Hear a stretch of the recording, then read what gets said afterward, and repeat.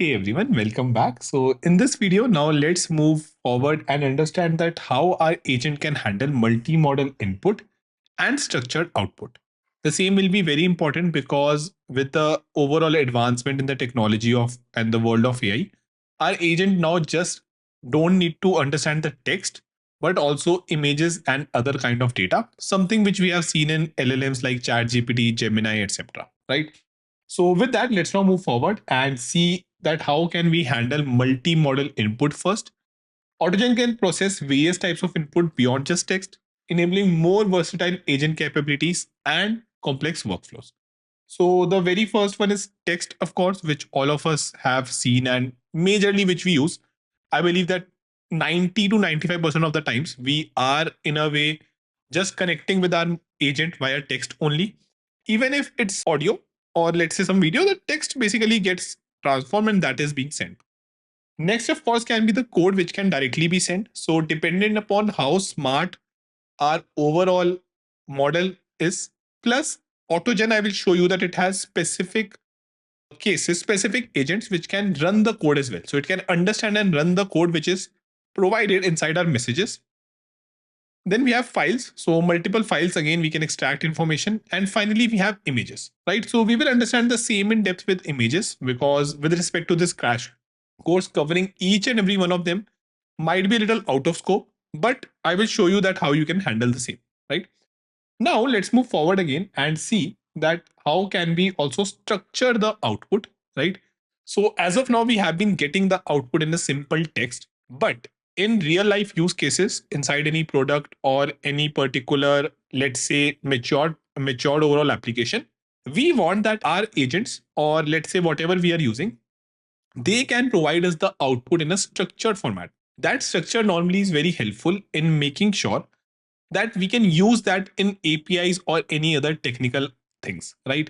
So that is why, and I'm pretty sure that you must have heard about Pydantic model, etc., Pydantic library as well. So that is something which help us to do that as well, right? So again, it's that structured data from agent response for easier integration with other systems and workflows. So again, standardizing output for automated processing. Then we have integration so that we can integrate that in future into our APIs, etc. Validation, so improve error validation and data verification. Like all these are the benefits of structured output, right? If you are getting the output in a text, that is not that much usable overall. And of course, interoperability, enhanced communication between agents. This is something which is also possible when we do end up creating our overall or we end up getting the structured output via our agents. So now let us move forward and see the same in action via hands-on training. If we go on AutoGen agent chat, we can see that how if I go onto agents, we have structured output and multi-model input supported. So this is all what we are going to see. The documentation is a little bit complex to understand. So I will make sure that I make it easy for you to understand. One more thing to help you visualize the same thing. We will be having our agent. Let me remove these extra ticks. Minute. So the whole idea is that this agent which we are having here, everyone, this particular agent, it is able to understand image or any other multi-model input as well. Then with the brain, and of course, make sure that your brain supports this. For example, I showed you that in OLAMA, which we use Llama 3.2, that's a text model, right? So your model should also understand the same, right? Just like our brain, it should understand different types of inputs.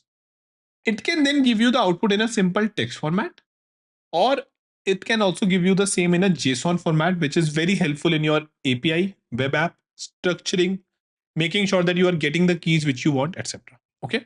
So let's see the same, everyone. Now we have to see the multi-model thing. Now, before that, I hope you remember. So let me create a new one, handling multi-model, and say multi-model input.ipynb, right?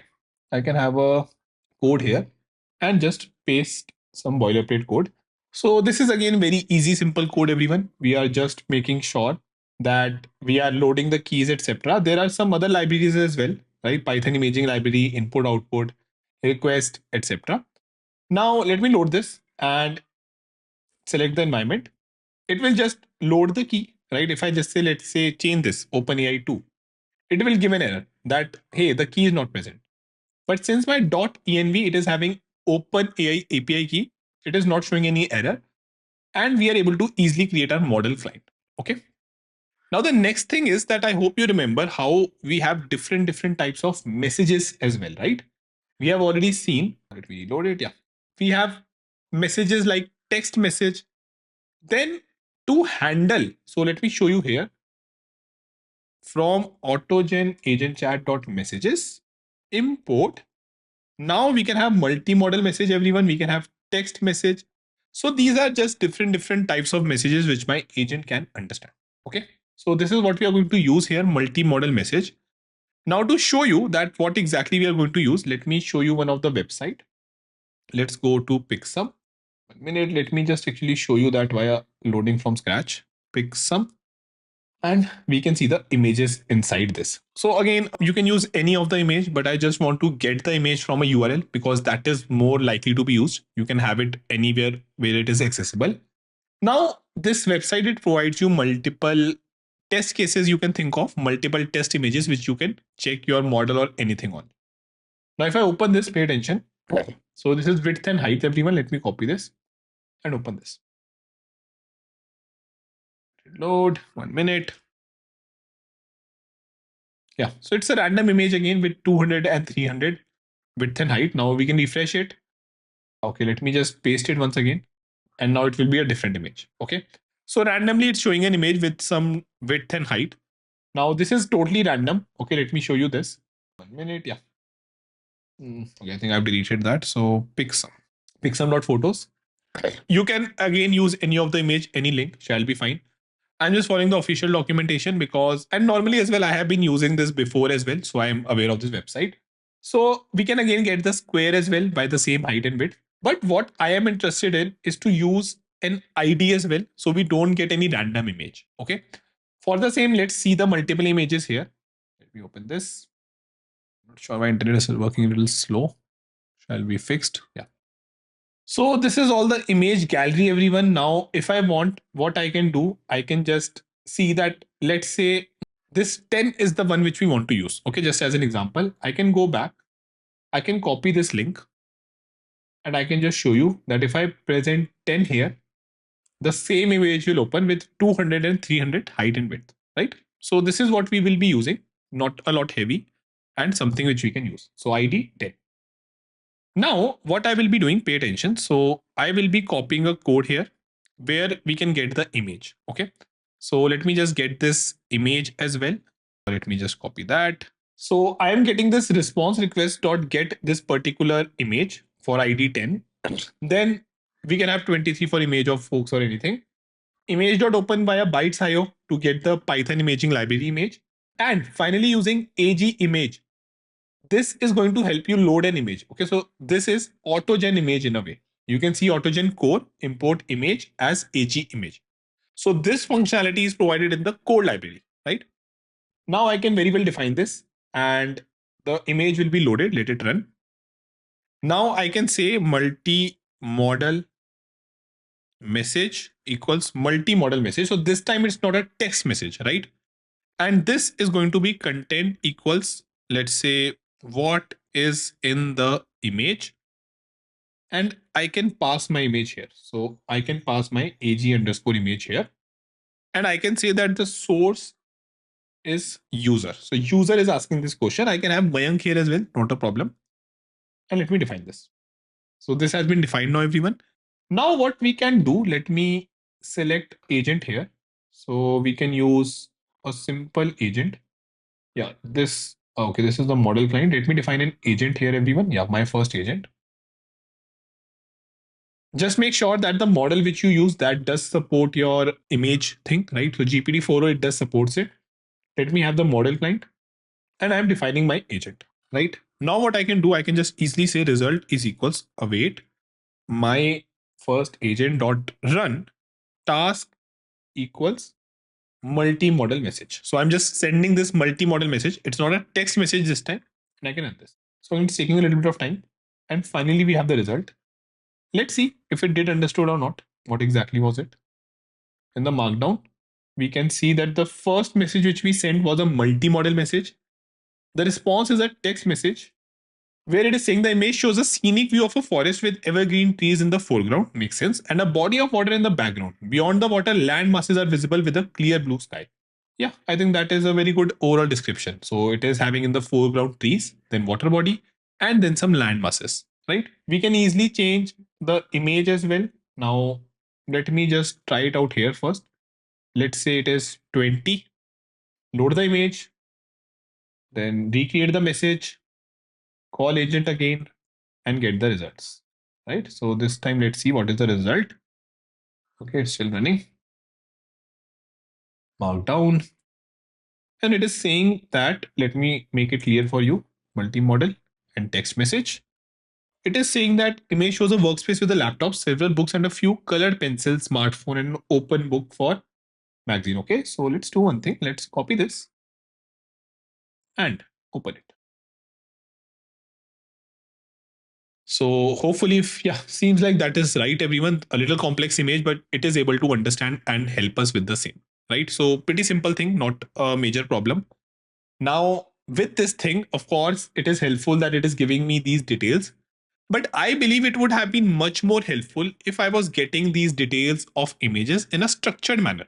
So maybe I can use it in future into some API, etc. Right. So let's say if I get some output which is having image topic, image details, something like this, right? So for that, that is where the use of structured output comes into picture. So for the same, we are going to use structured output, which we have seen. Now for that, we can just have from Pydantic. So that is already been installed. Import base model, right? So pretty sure that you have used Pydantic before. It's an awesome library for this kind of use cases. So Pydantic, yes, yeah, most widely used data validation library for Python and fast extensible. Although you don't need to know that in depth, totally fine. You just need to understand how we can define the basic structure, which I'm going to define now, right? Now, I'm just going to say that my class image details, right? It's going to inherit from base model. And I'm going to say, let's say topic, it is a string, detail, it's also a string. Okay. So this is the overall format in which now I want my output to be. Now to make sure we can use that, we have to go back to our brain. So let's go back and say this thing. Model client with format. And we have to provide the response format, which is your image details. So that your brain now is having the idea, if we see in this image, that hey, I should be responding in this JSON format, right? So it should be a JSON format now and not a text format. So that is what it's going to do now. Let me define this, and we will have to define an agent again as well, right? So let me define my first agent, with structure, and we have to use this one. And now we can call the result, everyone. So result equals my first agent with structure with the same image shall be fine. We are using this image here. And let's see the result now. So let me paste it in a markdown. And seems like, yes, it has followed the same. If you will pay attention here, it has given us this in a proper format. Pay attention. So it is topic, everyone. And then we have the detail. Topic workspace setup. Image shows a workspace with a laptop, smartphone, everything. So it is able to understand that, yes, you now want a JSON format. Since GPT-4o again supports both multi-model and structured output format, it is able to give that very easily.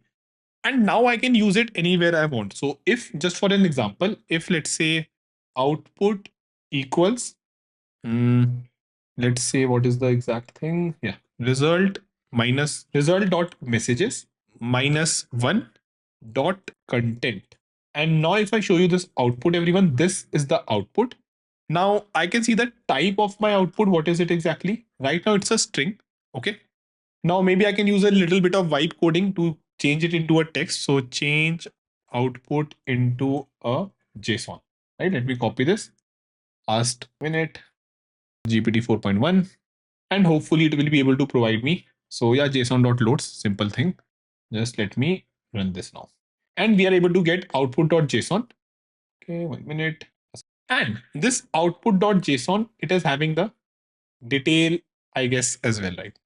So 1 minute. Okay, my bad. Some other language. And we are able to specifically get the detail outside. So I hope you understand that how we can use it. It is just a JSON now. So using this now, we can easily make sure that our model is multi-model. Sorry, our agent is multi-model, as well as it supports this output format in a structured manner as well. Both are very good things and some advanced concepts or other use cases where our model will, where our agent will shine. So with that, everyone, we have learned a lot about in depth into our agent, understanding how to define that, what are the different changes we can make, different kinds of agents, etc. Now, in the next video, we will make sure that we learn about multi-model agents, multi-model systems known as teams in AutoGen, which will make our overall work very smart and very advanced, right? So with that, make sure that you practice all these things and make sure that you are properly using all the things which I'm telling you here, because they are going to be very useful when you define your own systems in future. Okay. So with that, thanks a lot and let's meet in the next video. Thank you.